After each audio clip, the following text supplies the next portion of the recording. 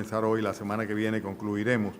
Y tiene que ver precisamente con este asunto de los dones espirituales, el movimiento de aquel que en unos años hizo mucha bulla de la renovación en el espíritu, el carismatismo, ese tipo de cosas. Y vamos a tratar de ver una panorámica completa, ya que, como ustedes saben, en el capítulo 12, el apóstol Pablo dice a los corintios: no quiero que ignoréis acerca de los dones espirituales. Y a partir de ese momento comienza a dar una serie de instrucciones. El capítulo 13 enfatiza el hecho de que más que tener dones se trata de poner en práctica el verdadero amor, ¿verdad?, con sus manifestaciones. Y en el capítulo 14, que sería el que nos correspondería para hoy, entonces pone los puntos sobre la silla en cuanto al tema que tiene que ver con el don de lengua. Evidentemente en la iglesia de Corinto había un caos tremendo, enorme, al punto tal de que Pablo va a terminar diciendo: hágase todo decentemente y con orden. Había un desorden ahí. Y parte de ello era el mal uso de los dones espirituales, entre comillas. Vamos a orar y de inmediato vamos a comenzar con este tema. Inclinemos nuestros rostros y pidamos la bendición del Señor. Padre, gracias, Padre bendito, por esta oportunidad que nos das esta mañana de estar juntos, de compartir nuestra fe, de con plena libertad, Señor, abrir tu palabra, acudir, Señor, a la presencia tuya, pedir a tu Santo Espíritu tu guianza, Señor, y también, Padre, suplicarte, Señor, que tú nos bendigas con tu palabra que alimenta nuestras almas, nuestros corazones y robustece nuestra fe. Bendícenos, Señor, úsame como instrumento, Padre, para exponer de una manera idónea, Señor, y fiel lo que tu palabra enseña, Señor. Y gracias, Padre, te las damos en el nombre de Cristo Jesús. Amén. Pueden sentarse, mis hermanos.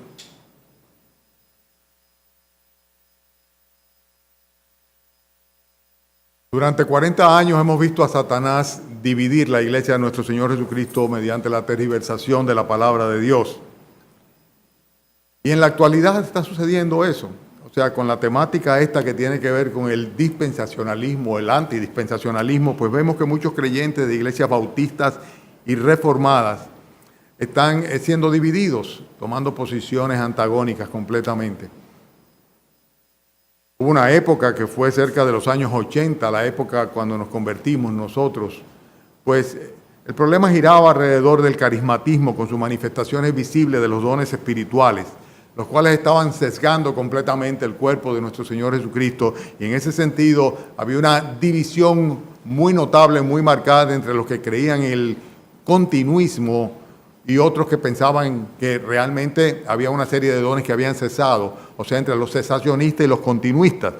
Y el don de lengua realmente se convirtió en una especie de gran piedra de tropiezo para muchas personas. Nosotros vamos a ver la semana que viene de una manera muy específica este capítulo 14, pero es importante que nosotros estudiemos este movimiento de la renovación carismática o renovación en el espíritu o neopentecostalismo, como se le llama también, a fin de que sepamos cuáles son sus orígenes, cuáles fueron sus alcances, o cuáles son sus alcances y sobre todo cuáles son sus enseñanzas. Muchas de ellas contravienen lo que la palabra de Dios realmente enseña, pero crean divisiones dentro de la iglesia, como está sucediendo hoy día. Como está sucediendo hoy día aún entre iglesias que tradicionalmente éramos hermanas en cuanto a la fe y las convicciones bíblicas, pero simplemente ahora se han polarizado hoy día por el tema que tiene que ver con el asunto del dispensacionalismo. Bien, el hecho es que el movimiento de la renovación carismática o renovación en el espíritu, carismatismo, neopentecostalismo, no se manifestó durante 20 siglos del cristianismo. Nosotros vemos que ciertamente fue en el año 1900 cuando comenzó un movimiento que se llamó pentecostal en los Estados Unidos entre las iglesias Asambleas de Dios, Foursquare y United Pentecostal. Pero todo esto quedó prácticamente latente hasta el 1960. En 1960, entonces, un pastor de una iglesia episcopal, o sea, una iglesia ritualista completamente anglicana, el señor Dennis Bennett, pues en California dijo que él había experimentado el Espíritu Santo, la venida del Espíritu Santo, y esto se le había manifestado con el don de lengua, que él había sido bautizado en el Espíritu Santo. Y entonces a partir de ese momento esta experiencia de él comunicada se fue regando a través de muchas denominaciones y siempre había un factor común. Y el factor común era que no se basaban en la teología, sino que se basaban en la experiencia vivencial de cada persona. Entonces se creía y se seguía aquello que en base a sus vivencias o experiencias algunos estaban enseñando, echando a un lado absolutamente la teología. Consecuentemente, la experiencia del bautismo en el Espíritu Santo y el don de lengua tomó una eminencia, una prevalencia muy importante, y al punto tal de que no solamente dentro del movimiento de las iglesias cristianas, sino aún en iglesias no cristianas, pues comenzaron a tener las mismas experiencias espirituales. Los alcances de este movimiento trascendieron completamente las diferentes denominaciones que nosotros conocemos. O sea, este movimiento del carismatismo, pentecostalismo, se diseminó entre las iglesias episcopales, sin lugar a dudas, donde comenzó en las iglesias metodistas también, los presbiterianos, los bautistas y también los luteranos. Y todavía iba mucho más allá, al punto tal de que religiones orientales también experimentaban el mismo tipo de cosas. Eran posesiones supuestamente del Espíritu de Dios que venían sobre los creyentes con una manifestación particular y una glosolalia, un hablar en lenguas que se hacía presente en aquellos que eran llenos del Espíritu Santo, eran bautizados en el Espíritu Santo. Esto la Iglesia Católica Romana lo recibió con una gran algarabía, y por el simple motivo de que ya para final del siglo pasado y principio de este siglo también, ya ellos no podían de ninguna manera ocultar más la revelación bíblica. Ustedes saben que el gran ocultador, el que tenía prácticamente reservada y lejos de la vista de los hombres a través de siglos a las Sagradas Escrituras, fue precisamente la Iglesia Católica, que se consideró que era la albacea, la poseedora y la que tenía derecho a interpretar las Escrituras de una manera exclusiva. Consecuentemente, mientras menos llegara la Escritura al vulgo, a las personas común, mejor, al punto tal de que las pocas porciones que se leían de ella en los rituales de las misas eran en latín, y durante mucho tiempo pues realmente era un desconocimiento total, y sabemos muy bien ya de la historia cómo durante años, a través de la santa, entre comillas, Inquisición, pues se persiguieron y se consideraron herejes aquellas personas que tomaban las Escrituras y les ponían, las estudiaban y las enseñaban a otras personas. Consecuentemente, la Iglesia Católica, este movimiento del pentecostalismo, el carismatismo, lo recibe con algarabía. Ya no podía detener más el avance del protestantismo, que estaba, sobre todo en América, pues tomando gran auge, y toda América del Sur también. Y entonces, cuando de un momento a otro, la enseñanza es que la experiencia personal está por encima de lo que la Escritura dice, pues sencillamente lo reciben con muchísimo gozo. Y en este sentido nosotros vemos que se utilizó como un, vamos a llamarle caballo de batalla o caballo, una punta de lanza para tratar de ir adelante con el movimiento ecuménico mundial, hacer de todas las religiones una sola religión, obviando las diferencias doctrinales, que es algo que propende y que enseña precisamente este movimiento. Lo importante es ser lleno del Espíritu, ser guiado por el Espíritu, que las manifestaciones del Espíritu estén sobre los creyentes, y consecuentemente vamos a echar a un lado detalles doctrinales que lo que hacen es dividirnos completamente, y vamos a tratar de tener nosotros de una manera personal una experiencia viva de la presencia de Dios en nuestras vidas a través de la llenura del Espíritu Santo. Todas estas cosas tuvieron diferentes vertientes dentro del catolicismo romano. O sea, primero estuvo el movimiento que se llamó renovación cristiana o carismatismo, el movimiento de la renovación carismática, que en nuestro país en los años 80, 90 y todavía a final de siglo, pues todavía tenía mucha relevancia. Recuérdense aquellos cursillos que así se hacían, cursillos de cristianización, cursillos de vida, cursillos de cristiandad, que enseñaban precisamente cómo tener estas vivencias o estas experiencias espirituales. Los movimientos de evangelización parroquiales que comenzaron a organizarse dentro de cada parroquia, y también aquellas comunidades cristianas. Por ejemplo, recuerden que las tenemos todavía ahí presente, la Casa de la Anunciación, ¿verdad? Y diferentes lugares donde se comenzaron a crear movimientos o grupos paralelos a las parroquias, donde precisamente llegaban prácticamente a manifestarse como si fuesen verdaderamente cristianos convertidos, al punto tal de que repartían tratados, el léxico que hablaban parecía un léxico evangélico, entre ellos, ¿verdad? Se llamaban hermanos también, e inclusive llegaron a aceptar, aparte de los sacerdotes, que siempre lógicamente mantuvieron su lugar de preeminencia, pero que hubieran laicos que comenzaran a ministrar o a liderar dentro de estas comunidades. O sea que fue algo que nosotros, los que nos convertimos hace 40 años, pues lo vivimos y tuvimos que realmente confrontar a muchas personas que eran engañadores y otros que siendo engañados necesitaron luz y explicación a fin de no dejarse arrastrar tras estas doctrinas sensoriales, experimentales completamente, que realmente no eran ni siquiera doctrinas, eran simplemente prácticas que obviaban la verdadera doctrina de las Sagradas Escrituras. Entonces vamos a ver en el día de hoy, para no ser muy extenso, algunas de estas enseñanzas. Todavía están vigentes, todavía la Iglesia Católica Romana las utiliza. Y la Biblia dice muy claramente que cuando un ciego guía a otro ciego, el final de ellos es que todos vayan de cabeza ¿a dónde? Al hoyo, precisamente. Consecuentemente es necesario tomar la luz, ponerla sobre el almud para que todos vean claramente la palabra de Dios, lo que dice. Y yo quisiera que aprovechásemos esta coyuntura en la cual estamos hablando de los dones espirituales, enseñando sobre ellos en Corintios, ¿verdad? Y donde vamos de una manera específica a puntualizar las enseñanzas que tienen que ver con el don de lengua, que cuando terminemos ese tema la semana que viene, todos ustedes estén muy claros, que no haya ningún tipo de duda. Pero no solamente eso, porque yo sé que dentro de nuestra congregación, gracias al Señor, no hemos tenido grandes confrontaciones en ese sentido.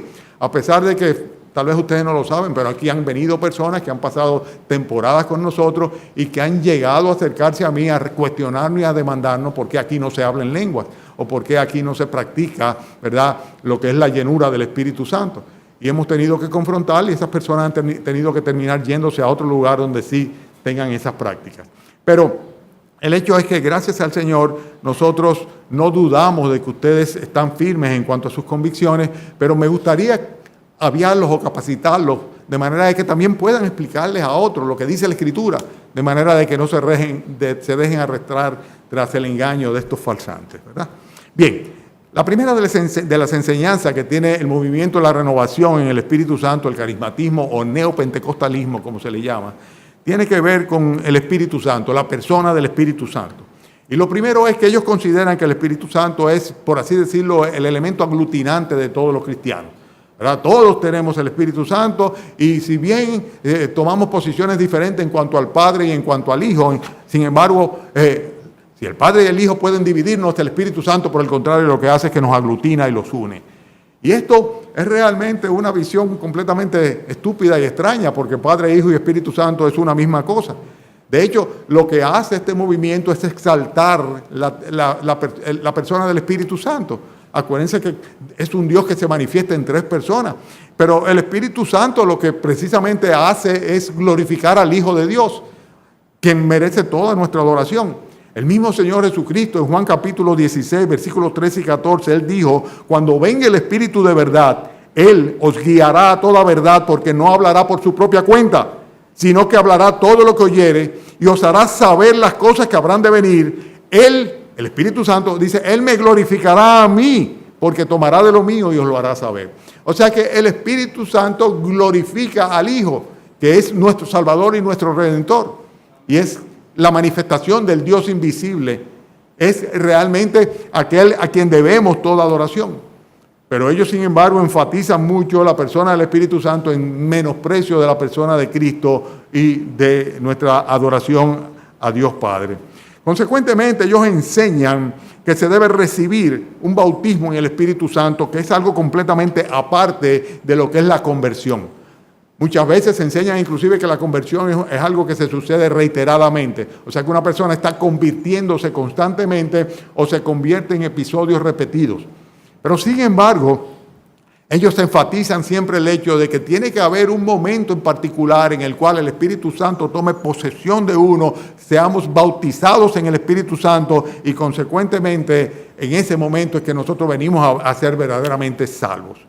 Bueno, esto es completamente contrario a lo que la Escritura enseña. La Biblia enseña que el Espíritu Santo se recibe en el momento que se cree. Hechos capítulo 2, versículos 38, 1 Corintios 12, 13, Gálatas 3, 2, Juan 14, 16, 17, Romanos 8, versículo 9. O sea, en todos estos pasajes que yo he mencionado y que no los voy a leer todos ellos, se enfatiza una y otra vez que recibimos el Espíritu Santo cuando hemos creído. En el mismo momento en que creemos, en que recibimos la palabra de verdad del Evangelio de la Salvación y creemos en Él, en ese mismo momento recibimos el Espíritu de Dios para morar en nuestros corazones. Efesios capítulo 1, versículo 13, hablando de Cristo, dice: en Él también vosotros, habiendo oído la palabra de verdad, el evangelio de vuestra salvación, y habiendo creído en Él, fuisteis sellados con el Espíritu Santo de la promesa. Somos sellados con el Espíritu Santo de la promesa y recibimos el Espíritu Santo en el momento en que creemos, nos convertimos al Señor de todo corazón. O sea que no es una experiencia paralela o separada de la conversión. Por el contrario, es el sello, las arras de nuestra herencia, algo que el Señor precisamente pone en nosotros, su Santo Espíritu, en el momento en el cual somos salvos, nos arrepentimos. En cuanto al Espíritu Santo, la Escritura lo que nos enseña es que nosotros debemos ser siempre llenos del Espíritu Santo. Efesios capítulo 5, versículos 18 al 20, cuando advierte, dice que no debemos embriagarnos con vino, en lo cual hay disolución. Dice: antes bien, sed llenos del Espíritu Santo. Llenos del Espíritu Santo, la llenura del Espíritu Santo, que viene como consecuencia de utilizar los medios de gracia para tener una comunión íntima con el Señor, ser dependiente, estar sujeto a Él. Y cuando el Espíritu Santo esté en nuestra vida y somos llenos del Espíritu Santo, ¿qué es lo que se va a manifestar? No es ningún temblor, ni ninguna experiencia mística particular, sino que lo que va a suceder simplemente es que el fruto del Espíritu se va a hacer evidente en nuestras vidas como cristianos que somos. Que es lo que dice la palabra de Dios claramente en Gálatas capítulo 5, versículos 22 y 23, que habla del fruto del Espíritu. Ustedes lo recuerdan, ¿verdad? Cuando dice: pero el fruto del Espíritu es amor, gozo, paz, paciencia, benignidad, fe, mansedumbre y templanza. Así es como se manifiesta el Espíritu Santo en nuestras vidas. No por una experiencia extrasensorial o supersensorial que se manifiesta en un momento dado o que se repite consecutivamente cuando somos poseídos, ¿verdad?, por el Espíritu Santo, controlados por el Espíritu Santo o llenos del Espíritu Santo. No, la llenura del Espíritu Santo lo que hace sencillamente es que nos pone en evidencia el fruto del Espíritu Santo en nuestra vida, la transformación en el carácter nuestro que cada vez se asemeja más al carácter de nuestro Señor Jesucristo. Entonces, la primera enseñanza errónea de este movimiento pentecostal, carismático, tiene que ver con la persona y la obra del Espíritu Santo. Nosotros tenemos que estar claros en cuanto a eso. O sea, ciertamente el Espíritu Santo es nuestro consolador, es nuestro guía, es nuestra garantía de salvación. Es aquel que debe llenar nuestra mente y nuestro corazón y debe transformar nuestro ser de modo tal que nosotros reflejemos el carácter de nuestro Señor Jesucristo. De eso se trata. Y eso se sucede en la medida que vamos, por así decirlo, voy a utilizar un término que no es tal vez del todo correcto, pero es madurando en la fe o creciendo en la fe. Y evidentemente esas son las manifestaciones de un crecimiento en la fe, el fruto del Espíritu Santo. El segundo tema o la segunda enseñanza errónea tiene que ver en cuanto a la revelación bíblica o la revelación de Dios, lo que ellos llaman la revelación continuada. En el siglo II, los montanistas, los que eran seguidores de Montano, creían que cada creyente tenía que tener una experiencia particular mediante la cual se convirtiera en un medio de revelación de Dios. O sea que cada creyente tenía que traer necesariamente un mensaje de Dios en su mochila a partir del momento en que se convertía al Señor Jesucristo. Pero la propia Iglesia Católica consideró que esto era una herejía. Y en el 381, mediante el Concilio de Constantinopla, decidieron que entonces si alguno se arrepentía de esa herejía, ellos lo iban a volver a recibir dentro del seno y de la comunión de la Iglesia. Pero esta creencia realmente hoy día no es solamente común dentro de los católicos romanos, sino que también los protestantes, la neortodoxia, la ciencia cristiana, los hijos de Dios, los mumis, el mormonismo, los testigos de Jehová, los antronianos, todos ellos pues practican este tipo de cosas. Ellos piensan que tienen la capacidad de sumarle a lo que está revelado en las Sagradas Escrituras mediante mensajes que reciben directamente de Dios algunos de sus ministros o sus siervos. Y hablan con la autoridad divina porque se consideran profetas de Dios con la capacidad o la autoridad de traer la revelación de Dios al pueblo. Esto realmente es algo que es antibíblico completamente. La Biblia inclusive maldice bajo abominación a todo aquel que añada algo a lo que ya ha sido revelado. Pero sin embargo hay cantidad de personas que de una manera constante, nosotros podemos verlo aún en aquellos que se manifiestan a través de los medios de comunicación, pues dicen: Dios me dijo, el Señor me reveló, el Señor puso en mi corazón, el Señor me dijo que les dijera, ¿verdad? Y comienzan a tener una serie de mensajes que se supone que son de parte de Dios. En el 1546, el Concilio de Trento, como una manera de contradecir la reforma protestante del 1520, que lo que hizo fue decir solo escritura, solo fede, o sea, los principios básicos de la reforma, en el cual fuera de aquí de la escritura no había nada más que buscar ni que creer. Entonces, en este Concilio de Trento, la Iglesia Católica, para poder seguir en su juego, tratando de ser no solamente árbitro, sino también vehículo de la revelación divina, entonces lo que hizo fue que en este Concilio de Trento igualó la tradición de la Iglesia Católica a las Sagradas Escrituras o a la revelación escrita. Entonces ellos dicen, bueno, la tradición de la Iglesia, las revelaciones que ha habido a través de los siglos mediante la Iglesia, tienen igual carácter inspiracional y igual carácter divino que lo que las Sagradas Escrituras dicen. Con esto, si la Iglesia Católica Romana practica o enseña algo que se contradice con la palabra de Dios, entonces realmente hay que conciliarla de alguna manera o sencillamente echar a un lado lo que la palabra de Dios dice, porque hay una revelación nueva. Y si hay una revelación nueva, naturalmente lo nuevo tiene que reemplazar a lo viejo. La tercera enseñanza, ustedes saben lo que dice la Escritura, ya se los dije. Maldito sea anatema cualquiera que añada o quite al mensaje de la palabra de Dios, a la revelación de la palabra de Dios. En cuanto al tercer punto que enfatizaron mucho dentro de la Iglesia Católica y tratándolo de utilizar como una herramienta de cohesión, era lo que dentro del ecumenismo, era lo que tenía que ver con el culto de María. El culto de María se convirtió en una especie de caballo de Troya dentro del carismatismo católico. O sea, algo que estaba muy metido, muy dentro, ¿verdad? Y que realmente es un veneno que ha trascendido a través de los siglos y en los últimos años aún se mantiene, sobre todo en sociedades como las nuestras, las latinoamericanas, las latinas en general, en España también, en Europa, en Francia también, pues lo vemos nosotros, este culto mariano, este culto a María. Y es el ecumenismo alrededor de la veneración de María. Ok, podemos estar en muchas cosas en desacuerdo, podría ser que sí o que no, pero en cuanto a María, la Madre de Dios, en cuanto a eso tenemos que rendirle necesariamente la debida veneración. Bueno, nosotros sabemos de una manera muy clara que la Escritura expone el hecho de que nuestra adoración debe ser exclusiva hacia Dios. Y la propia María parece que estaba bien clara en cuanto a eso cuando dijo, he aquí la sierva del Señor, hágase conmigo conforme a su voluntad. Ella se consideraba una sierva, ¿verdad? De ninguna manera algo más que esto. Pero partiendo del hecho de la revelación continuada que la Iglesia Católica decía que ella podía traer nuevas revelaciones, entonces vemos que en el 8 de diciembre del 1854, el Papa Pío IX proclamó la doctrina o el dogma de la Inmaculada Concepción. O sea, a partir de este momento comienzan a igualar a María al Señor Jesucristo. Jesucristo, dice la Escritura de una manera muy clara, lo creemos y lo sabemos, que fue nacido por obra del Espíritu Santo. Y vemos cómo lo detalla la Escritura en los Evangelios. Pero sin embargo, en este caso lo que estaba diciendo era que María había nacido, al igual que el Señor Jesucristo, sin pecado original.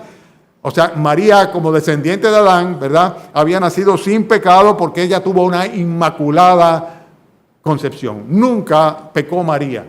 Todo lo contrario a lo que la propia María creía cuando hablaba y en su,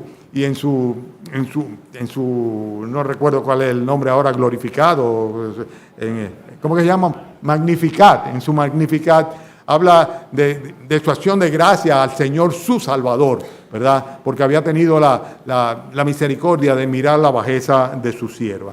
Bueno, el hecho es que nosotros vemos que en el 1950, nuevamente, ya no fue Pío IX, sino Pío XII.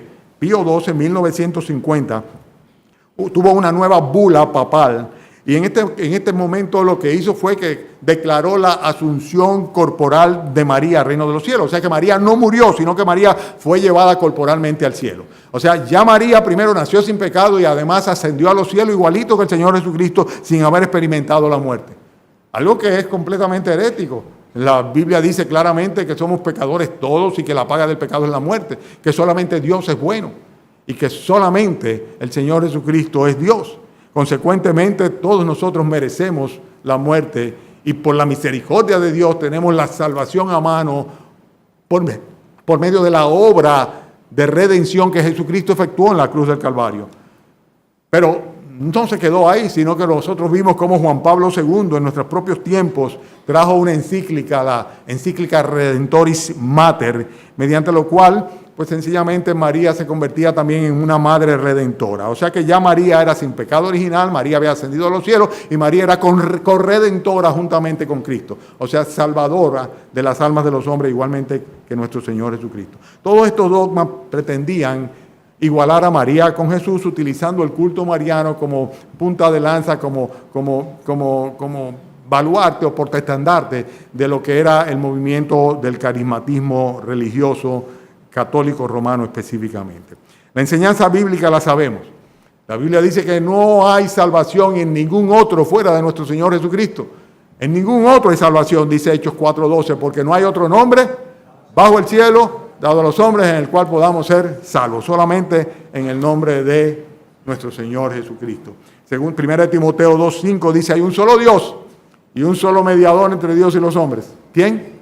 Jesucristo, hombre, el cual se dio a sí mismo en rescate por todos, de lo cual se dio testimonio a su debido tiempo. Consecuentemente, todas estas enseñanzas sobre el Espíritu Santo, sobre la revelación continuada, el hecho de que pueden venir nuevas revelaciones que se añadan o se suman a lo que ya está escrito y que esto es una potestad que Dios le ha dado a determinados hombres de traer esas revelaciones y es algo que no cesa absolutamente, como todo lo que tiene que ver con este culto mariano que trata de unificar alrededor de la Madre de Dios con un carácter de bondad o majestuosidad. Pues sencillamente son cosas que contravienen los principios bíblicos que nosotros conocemos, las enseñanzas de la Sagrada de Dios. Pero lo mejor del cuento es que en cuanto a la propia Biblia, se comenzó a introducir o a poner en relevancia una serie de prácticas que realmente venían a tratar de contradecir la enseñanza escritural. Lo primero fue que se introdujeron los libros que se conocen como deuterocanónicos o apócrifos. La Biblia católica entonces introdujo esos. Originalmente, por ejemplo, la Biblia que nosotros utilizamos, que es la Biblia de la versión 60 de Reina Valera, de los sacerdotes Cipriano Valera y Reina, ¿verdad? Bueno, es una Biblia que fue traducida inclusive por sacerdotes católicos, que era lo que eran ellos, y no contenía de ninguna manera estos libros apócrifos. Pero entonces había que justificar una serie de cosas, por ejemplo, las oraciones por los muertos, las misas de muerte y oraciones por los muertos. Y para esto entonces se toman libros que son libros históricos, deuterocanónicos, que están más allá fuera del canon y se introducen también con el propósito de justificar estas nuevas revelaciones y estas doctrinas o estas prácticas religiosas. También nosotros vemos que los testigos de Jehová, al igual que muchas otras denominaciones, han estado editando sus propias Biblias, por decirlo así, y son Biblias parafraseadas o adulteradas. Ustedes tengan mucho cuidado con algunas versiones, como aquella Biblia latinoamericana que en los años 80 y 90, pues dijeron es la mejor de todas porque pone el lenguaje al alcance de nosotros, ¿verdad? Pero ¿qué va? Tanto ella como la Biblia Dios habla hoy, como la Biblia Dios llega al hombre, como aquella que se llamaba No hay amor tan grande, eran paráfrasis. O sea, no tenían la palabra de Dios, sino que tenían simplemente, por así decirlo, comentarios o textos adulterados de la palabra de Dios. Y estos son de los trucos que Satanás hace, tergiversar las Escrituras. Ustedes recuerdan cómo lo hizo desde el principio, ¿verdad? En el huerto del Edén, con Adán y con Eva, cómo le tergiversó las Escrituras a fin de que ellos pues desobedecieran, transgredieran la voluntad de Dios. Cuando la Escritura entra en conflicto con las prácticas religiosas, entonces lo que hay que hacer, ¿qué es? Bueno, lo que hay que hacer según ellos es sencillamente echar a un lado lo que la Escritura dice, porque eso no es lo importante. Lo importante es la vivencia, ¿verdad?, de la manifestación del Espíritu Santo que trae una nueva revelación. Y consecuentemente lo que hacen es subestimar la palabra de Dios y se entra en lo que se conoce como el misticismo. O sea, a una experiencia mística que debe tener cada uno de un encuentro personal, entrar en la presencia del Señor, ¿verdad? Para en la presencia del Señor ser guiado por Él. Y la Biblia, pues vamos a dejarla ahí cerradita de este lado, que no tenemos por qué ponerle la mano. Esto hace consecuentemente que las personas busquen ese bautismo en el Espíritu. Y cuando viene el bautismo en el Espíritu, esto debe conllevar consecuentemente el hablar en lenguas o una glosolalia, ¿verdad? Eso debe traer consecuentemente episodios de euforia, la gente se pone eufórica, tiene visiones espectaculares, ¿verdad? Y una serie de vivencias que nadie se la puede discutir. Porque si Dios se me apareció y Dios me dijo a alguien, ¿quién me lo puede discutir? Y si yo lo vi presente, que se me apareció y entró por esa puerta y me dijo, Atilio, ¿quién me lo discute? ¿Verdad? Pero ese tipo de cosas es lo que vino como consecuencia de hacer de la experiencia más importante, algo más importante que lo que la palabra de Dios dice. Las reuniones de oración y las reuniones de alabanza a través de estos grupos carismáticos soslayaban completamente el estudio de las Escrituras y ponían más énfasis en la profecía. Entonces eran reuniones donde comenzaban, ¿verdad?, con un cierto misticismo a balbucear cosas y terminaba alguien diciendo, porque el Señor me dijo que les dijera, porque el Señor me está diciendo, y estas eran experiencias que realmente tergiversaron completamente lo que la palabra de Dios decía y también el testimonio de los verdaderos creyentes, que llegaba el momento que prácticamente se tenían que preguntar o cuestionar si eran aquellos que estaban mal o era uno que sencillamente no tenía el Espíritu Santo, porque a mí no me pasa nada de eso. Yo nunca he entrado en un éxtasis, ni nunca me han dado calambres, ni nunca he tenido visiones, ni nunca mucho menos. Entonces que yo no soy cristiano. Y era el cuestionamiento y la duda que Satanás es especialista en ponerla. Entonces, ellos ignoraban el mensaje de la palabra de Dios. Prevalecía fundamentalmente tu experiencia mística, tu vivencia mística. Sin embargo, hermanos, la enseñanza bíblica es categórica. Lo primero es que cualquiera que dice que ha tenido una visión de Dios o ha visto a Dios está contradiciendo la Escritura que dice que a Dios nadie le vio jamás y que el unigénito Hijo que está en el seno del Padre, dijo el apóstol Juan, es quien le ha dado a conocer. Cristo es quien nos revela la imagen del Dios invisible, el primogénito de toda creación. Cristo fue el que dijo, el que me ha visto a mí, ha visto al Padre. O sea, no hay que buscar más allá. En la persona del Hijo es que tenemos al Padre. Eso se lo decía a sus discípulos. Él ascendió a los cielos y nosotros no le vemos, ni está apareciéndose. Cuando Dios se aparece en el Antiguo Testamento, o que alguno pensó que había visto a Dios, viendo el ángel de Dios, pues sencillamente una teofanía de Dios, dice que caía en el suelo y se declaraba muerto por lo que era la experiencia o la vivencia que le había sucedido. El Señor dice a Moisés en el capítulo 33, versículo 30 de Éxodo, no podrás ver mi rostro porque no me verá hombre y vivirá. Y en Juan capítulo 4, versículo 24, la Escritura es muy clara cuando dice que Dios es espíritu.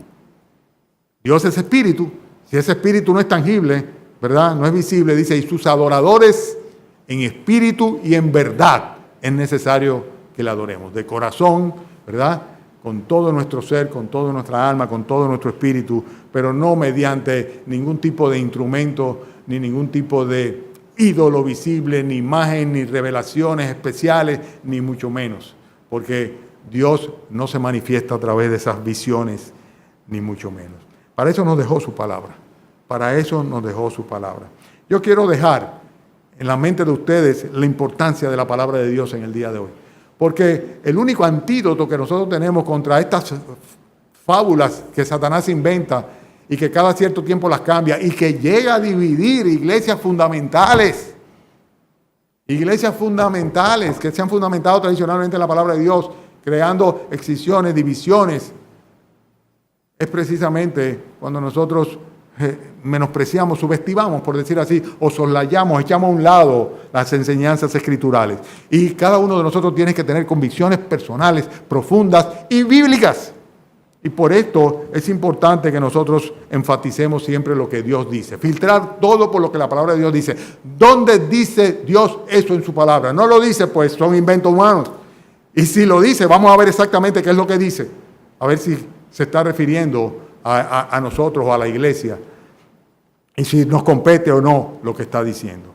El apóstol Pedro, a pesar de sus propias experiencias, Pedro tuvo una experiencia fabulosa. Él estuvo en la transfiguración del Señor. Cuando el Señor dijo, algunos de los que están aquí no gustarán la muerte antes de que vean al Hijo de Dios viniendo en su reino. Y Pedro fue uno de esos tres. Y Pedro estuvo ahí en la transfiguración. Y dice él, segunda de Pedro capítulo 1, tenemos también la palabra profética más segura, a la cual hacéis bien en estar atentos, como una antorcha que alumbra en lugar oscuro hasta que el día esclarezca y el lucero de la mañana resplandezca en vuestros corazones, sabiendo o entendiendo primero esto, que ninguna profecía de la Escritura fue traída por voluntad humana, sino que los santos hombres de Dios, los autores sagrados, dice, todos ellos hablaron siendo inspirados por el Espíritu Santo. O sea, toda la Escritura es inspirada por Dios. Y lo dice así mismo el apóstol Pablo en Timoteo, ¿verdad? En Timoteo, 2 de Timoteo capítulo 3, versículo 14, cuando le dice a Timoteo, persiste tú en lo que has aprendido y te persuadiste sabiendo de quién has aprendido y que desde pequeño has sabido las Sagradas Escrituras, las cuales te pueden hacer sabio para la salvación que es en Cristo Jesús. Y luego le dice, toda Escritura es inspirada por Dios, toda es inspirada por Dios. Y es útil para enseñar, para redarguir, para corregir, para instruir en justicia, a fin de que el hombre de Dios sea perfecto. O sea, no necesita más nada. Enteramente preparado para toda buena obra. Pablo decía que para él, le decía a los filipenses, estoy parafraseando ahora, ¿no? Yo quiero como estar seguro de que el trabajo que yo hice en medio de la iglesia, ¿verdad? No fue un trabajo fútil o vano. Y por eso decía, asidos de la palabra de vida, para que en el día de Cristo yo pueda gloriarme de que no he corrido en vano ni en vano he trabajado. O sea, si ustedes se salen de lo que la palabra de Dios dice, decía el apóstol Pablo, dice, fue en vano todo lo que yo trabajé enseñándole a ustedes. Consecuentemente debemos usted siempre buscar la corroboración de la palabra de Dios frente a cualquier tipo de enseñanza o doctrina que se nos ponga por delante. Tenemos que ser celosos de la doctrina. Esto es lo que nos diferencia. Nosotros somos lo que creemos. Somos lo que creemos y debemos vivir conforme a eso mismo. Los hermanos de la iglesia de Berea, dice Hechos capítulo 17, que eran más nobles que los de Tesalónica. ¿Y saben por qué? Dice la Escritura. Dios dice que eran más nobles que los de Tesalónica. Porque todas las cosas que le iban enseñando los apóstoles, dice, ellos recibieron la palabra con gozo. Dice, pero ellos escudriñaban cada día las Escrituras para saber si esas cosas eran como se le estaban contando, como se le estaban diciendo. O sea, tenemos siempre que todo filtrarlo por acá. Tenemos que tener mucho cuidado con todo este misticismo que normalmente quieren, por así decirlo, ponerse como traje los espirituales, que terminan siendo espiritualistas o espiritistas realmente cuando comienzan a tener esas manifestaciones que no son de ninguna manera de Dios. La semana próxima, hermanos, vamos a ver las señales visibles. Todo lo que tiene que ver con estos milagros y estas manifestaciones distintas del poder de Dios, ¿verdad? Que muchas personas pues se atribuyen a sí mismos o le atribuyen a otros.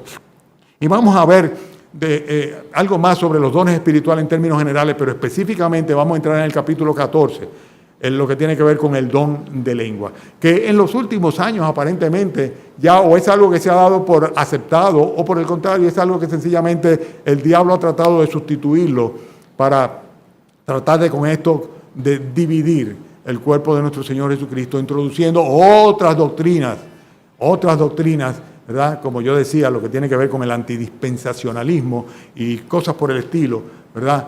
Que realmente están dividiendo el cuerpo de Cristo aún hoy día. Tenemos que estar claros, ¿verdad? En lo que creemos, pero sobre todo en lo que no sabemos.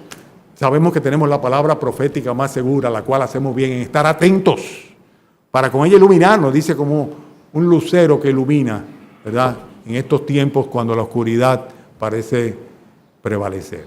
¿Estamos claros? Pues la semana que viene entonces vamos a entrar de lleno en el capítulo 14 de Primera de Corintios con este prólogo, por así decirlo, que tomó necesariamente un mensaje completo. ¿Amén? Vamos a orar. Señor, gracias por tu palabra, por la asequibilidad, Señor, la accesibilidad que tenemos a ella, Señor. Gracias, Padre, sobre todo por tu Santo Espíritu, que es que permite que no sea letra muerta, sino ciertamente como es, palabra tuya, Señor, alimento para nuestras almas, fortaleza para nuestras convicciones. Gracias, Padre, por este legado, Señor.